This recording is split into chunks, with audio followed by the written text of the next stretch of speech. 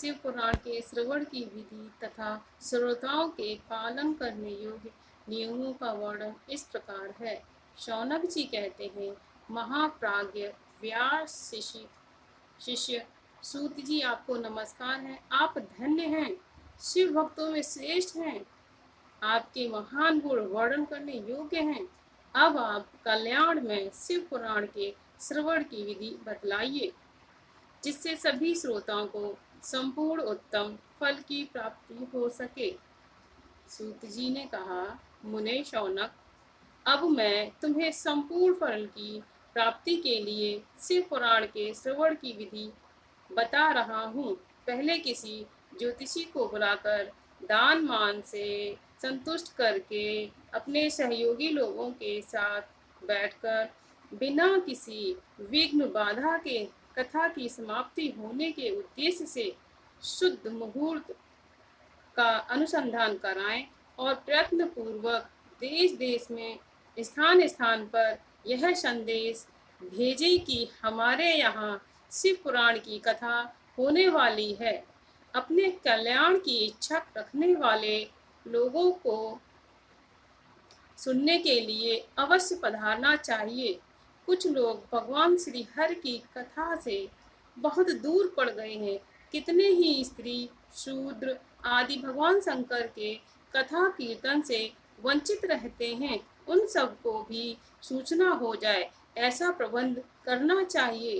देश देश में जो भगवान शिव के भक्त हों तथा शिव कथा के कीर्तन और श्रवण के लिए उत्सुक हों, उन सबको आदर पूर्वक बुलवाना चाहिए और आए हुए लोगों का सब प्रकार से आदर सत्कार करना चाहिए। शिव मंदिर में, तीर्थ में, वन प्रांत में अथवा घर में शिव पुराण की कथा सुनने के लिए उत्तम स्थान का निर्माण करना चाहिए। केले के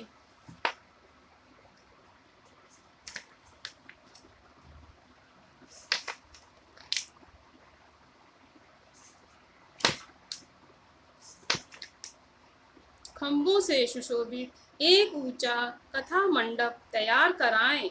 उसे सब और फल पुष्प आदि से तथा सुंदर चंदोवे से अलंकृत करें और चारों ओर ध्वजा पताका का लगाकर तरह तरह के सामानों से सजाकर सुंदर शोभा संपन्न बना दें।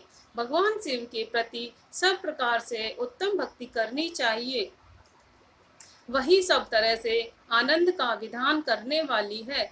परमात्मा भगवान शंकर के लिए दिव्य आसन का निर्माण करना चाहिए तथा कथावाचक के लिए भी एक ऐसा दिव्य आसन बनाना चाहिए जो उनके लिए सुखद हो सके।